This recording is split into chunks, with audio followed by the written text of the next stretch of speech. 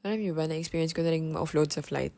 2012 yun, yung una ako nagpunta dito sa Singapore. Bakasyon lang yun, kaya lang minor pa ako, ang kasama ko, lola ko. So, pag ganun pala, kailangan mo ng DSWD clearance. Pero long story short, natuloy naman ako. Tapos mga ako nun kasi nga first trip ko siya out of the country Diyos ko, saan ba akong galing akong Kabanatuan. Tapos pagdating ko dito, napaka-futuristic. So, ayun, parang ever since, naging bukang bibig ko na talaga yung Singapore. Tapos a few years later, nung graduate na ako sa college, nagpunta naman kaming buong pamilya dito, parang graduation gift ng parents ko, ganun. At that time, dito pa nakatira yung auntie and uncle ko. So, sila din yung nag-advise sa akin. Mag-upload ako ng CV sa Jobstreet, tapos mag-try ako mag-apply kasi puro online lang naman dito, ganyan. Tapos, ayun, halos di ko na nga binabasa yung mga na-applyan ko kahit mga positions na hindi naman ako qualified. Pero kasi gusto ko nga talagang tumira dito dahil gusto ko yung convenience ng buhay. So, ayun, after a week, bumalik na sa Pinas yung family ko. Naiwan ako dito. May company na gusto mag-interview sa akin. And everything just kind of fell into place. Natanggap ako sa work, then na-approve yung work pass ko. I mean, hindi naman siya ganun kadali. May mga hiccups din akong pinagdaanan. Pero siguro ganun talaga pag para sa'yo yung isang bagay.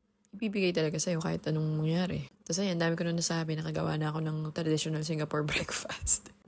Ano yan, kaya butter toast with soft-boiled eggs, tapos iced lemon tea, tsaka iced Milo. Yan, try nyo minsan. Punta kayo dito. Kita tayong lahat. Bye!